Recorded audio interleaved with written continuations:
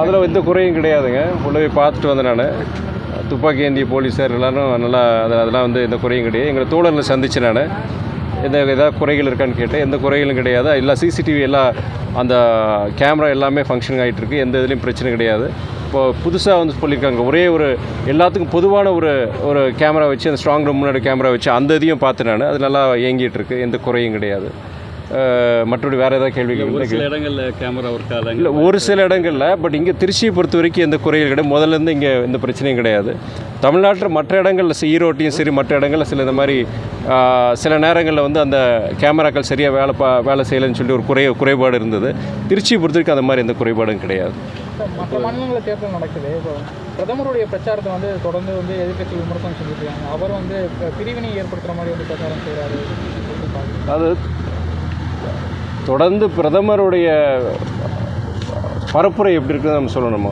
எதிர்க்கட்சிகளுடைய அவங்க குறை சொல்கிறாங்கிறத விட நம்முடைய நாட்டினுடைய பிரதமருக்குண்டான ஒரு தகுதியோடு அவருடைய செயல்பாடுகள் இருக்கணும், அவருடைய பேச்சுகள் இருக்கணும். தொடர்ந்து வந்து அவர் பிரிவினையை தூண்டுற மாதிரியும் ஜாதியும் மதத்தை சொல்லி அவர் வாக்குகள் சேகரிக்கிறதும் இதுவரைக்கும் இந்த நம்முடைய இந்திய நாட்டு வரலாற்றில் இப்படிப்பட்ட ஒரு பிரதமருடைய பிரச்சாரத்தை நம்ம கையாண்டதில்லை. இது ஒரு கண்டிக்கத்தக்க ஒரு செயல்.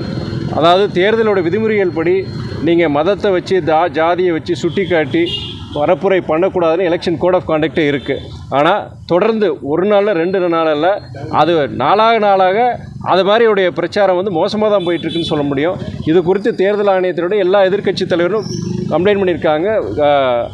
ஆனால் இதுவரைக்கும் நீங்கள் எலெக்ஷன் கமிஷன்லேருந்து தேர்தல் ஆணையத்திலேருந்து அதை கண்டித்து நம்முடைய பிரதம மந்திரிக்கு மோடி அவர்களுக்கு ஒரு இது வரைக்கும் கூட இல்லை. பொதுவாக பாஜகங்கிற இயக்கத்துக்கு அவங்க சொல்லியிருக்கிறாங்க, நோட்டிஃபிகேஷன் கொடுத்துருக்காங்களே தவிர நம்முடைய பிரதம மந்திரி மோடி அவர்கள் இப்படி பேசக்கூடாது, இந்த மாதிரி செயல்படுவது சரியல்லைங்கிற அந்த ஒரு இதை வந்து எலெக்ஷன் கமிஷன் தேர்தல் ஆணையம் இது வரைக்கும் சொல்லலை. அது ஒருதலை பட்சம் தொடர்ந்து நாங்கள் சொல்லிட்டு தான் இருக்கோம். தேர்தல் ஆணையம் ஒருதலை பட்சமாக செயல்பட்டு இருக்குது. அதோடைய இதுதான். சாம் பிட்ரோடா வந்து தொடர்ச்சியாக கருத்துக்களை சொல்லிட்டு வர்றாரு. இப்போ கலர் சம்பந்தமான ஒரு கருத்து சொல்லியிருக்காரு. இல்லை, சாம் பிட்ரோடா வந்து அவர் வந்து அவருடைய காங்கிரஸ் இயக்கத்துடைய வெளிநாட்டு அந்த துறை சார்ந்த ஒரு செயலாளருக்கு இயங்கிட்டு இருக்கிறாரு. அவர் வந்து அவருடைய கருத்துக்கும் காங்கிரஸ் இயக்கத்துக்கும் தொடர்பு இல்லைங்கிறது காங்கிரஸ் தலைமை தெளிவாக சொல்லியிருக்கிறாங்க. அதனால் அதை பற்றி நம்ம பேச வேண்டிய அவசியம் கிடையாது. தொடர்ச்சியாக சொல்லிட்டு இருக்காரு. அதுதாங்க, அவர் வந்து சொன்னதுக்கு வந்து காங்கிரஸ் அவரும் ராஜினாமா பண்ணிட்டார். பதவியை ராஜினாமா பண்ணியிருக்கிறாரு. ஒவ்வொரு இயக்கத்துலையும் இந்த மாதிரி சில பேர் இந்த மாதிரி தவறான சில கருத்துக்கள் சொல்லும்போது அந்த இயக்கம் கண்டிக்குது. இவரை பொறுத்த வரைக்கும், சாம் பிட்ரோடை பொறுத்த வரைக்கும் அவருடைய பதவியை ராஜினாமா பண்ணியிருக்கிறார். அதனால் அதை பற்றி நம்ம பேச வேண்டியதில்லை. காங்கிரஸ் இயக்கமும் அவருடைய கருத்து அது ஏற்கத்தக்கதல்ல அப்படின்னு சொல்லி கண்டிக்கவும் செஞ்சுருக்கிறாங்க. அவங்க சதன் ரயில்வேல 50% வந்து வடநாட்டவர் இருக்காங்க. இப்போ அவங்கெல்லாம் வந்து தமிழ் படிக்கலாம். அந்தந்த மதம் இப்போ தமிழ்நாட்டில் இருக்காங்கன்னா தமிழ் படிக்கிறாங்க. ஆந்திரா அந்த மாதிரி அந்தந்த லாங்குவேஜ் படிக்கணும்னு சொல்லியிருக்காங்க. அதாவது நானும் படித்தேங்க. சதன் ரயில்வே, தென்னக ரயில்வேயில் இருக்கும் தொழிலாளர்கள் வந்து பெரும்பான்மை இன்றைக்கி வடநாட்டவர் இருக்கிறதுனால அவங்களுக்கு வந்து இன்றைக்கி அது வாடிக்கையாளருக்கு சிரமம் ஏற்படுது. சில சமயம் வந்து நீங்கள் நம்ம அதில் இருக்கிற பேசஞ்சர்ஸ்க்கும் சில சமயம் வந்து அது பிரச்சனைகள் வராது. ஏன்னா அவங்க சொல்கிறது இவங்களுக்கு புரியல, இவங்க சொல்கிறது அவங்க புரியலன்னு சொல்லி தமிழ் கற்றுக்கணும்னு சொல்லி தான் வரவேற்கத்தக்கது. ஆனால் பெருமையாக நான் என்ன சொல்கிறேன்னா, இன்றைக்கி மத்திய அரசுடைய நிறுவனங்கள், அது தென்னக ரயில்வேயாக இருந்தாலும் சரி, இல்லை வருமான வரித்துறையாக இருக்கட்டும், இன்கம் டேக்ஸாக இருக்கட்டும், இல்லாட்டி எந்த ஒரு இங்கே திருச்சியில் இருக்கிற பப்ளிக் செக்டர் பொதுத்துறை நிறுவனங்கள் பிஹெச்இலாக இருக்கட்டும், இல்லை ஹெச்ஏபிபியாக இருக்கட்டும், இல்லாட்டி துப்பாக்கி தொழிற்சாலையாக இருக்கட்டும், இன்றைக்கி பாதிக்கு மேலே இன்றைக்கி வந்து வடநாட்டில் வந்து இங்கே வேலை பார்க்குறாங்க.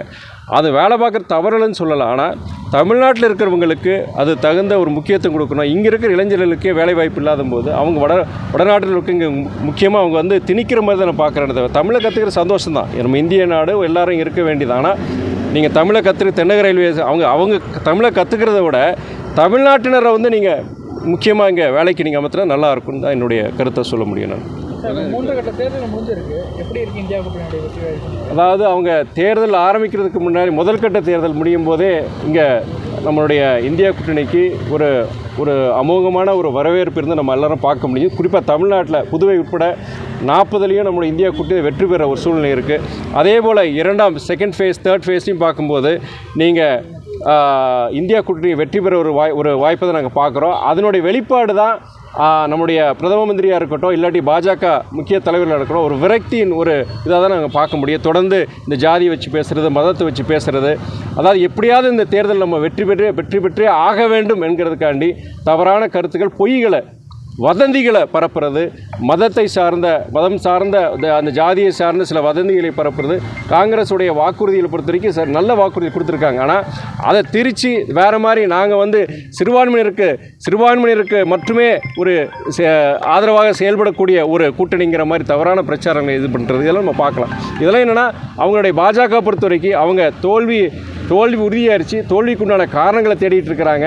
அதனால தோற்றக்கூடாதுங்கிறதுக்காண்டி இது போன்ற சில பிரச்சாரம் ஈடுபட்டு நம்ம பார்க்கலாம். நம்ம அமித்ஷா சொல்லியிருக்காரு சார், 75 வயசான ரிட்டையர்மெண்ட் இல்லை அப்படிங்கிற மாதிரி சொல்லியிருக்காரு. அதை நீங்கள் எப்படி போகிறீங்க? மற்றதுக்கெல்லாம் இருக்குது, ஒரு மினிமம் குவாலிஃபிகேஷன் இருக்குது, இது இல்லை, வயசு இல்லை, ஏஜ் லிமிட் இல்லைங்கிற மாதிரி சொல்கிறாரு. நீங்கள் age is just a number தாங்க.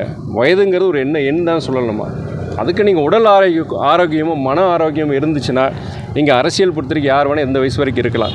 நீங்கள் 30 வயசுலேயே 40 வயசுலேயே செயல்படாங்கிற நிறைய அரசியல்வாதிகளை பார்க்குறோம். அப்படி இருக்கும்போது வயதுங்கிறது ஒரு எண் தான் சொல்லணும். Age is just a number.